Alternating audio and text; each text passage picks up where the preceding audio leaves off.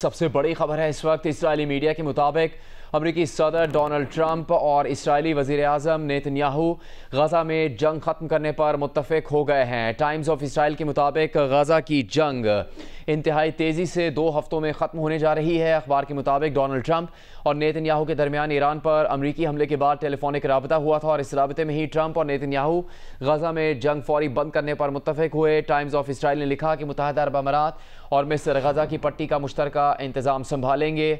Hamas को गज़ा की पट्टी से निकाला जाएगा और तमाम इस्राएली यरगमालियों को रिहा किया जाएगा।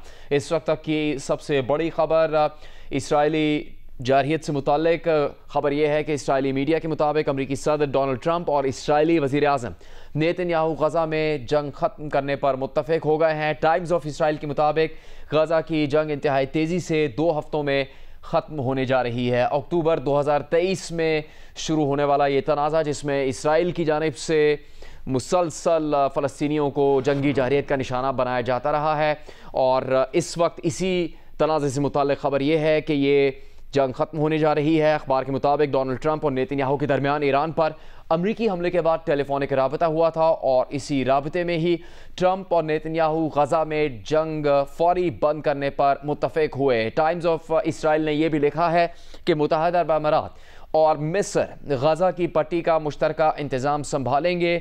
हमास को गज़ा की पट्टी से निकाला जाएगा और तमाम इस्राएली यरगमालियों को रिहा किया जाएगा। ये ब्रेकिंग न्यूज़ आलमी मंजरनामे से इस वक्त जियो न्यूज़ पर आप देख रहे हैं, जिसमें इसराइल की फ़लस्तीन के ऊपर जारी कार्रवाई से मुताल्लिक ब्रेकिंग न्यूज़ है। इसराइली अखबार के मुताबिक गज़ा से निकलने के ख्वाहिशमंद फ़लस्तीनियों को मुख्तलिफ मुल्कों में बसाए जाने की भी बात की गई है। टाइम्स ऑफ इसराइल ने लिखा है कि सऊदी अरब और शाम इसराइल के साथ सिफारती ताल्लुकात कायम करेंगे।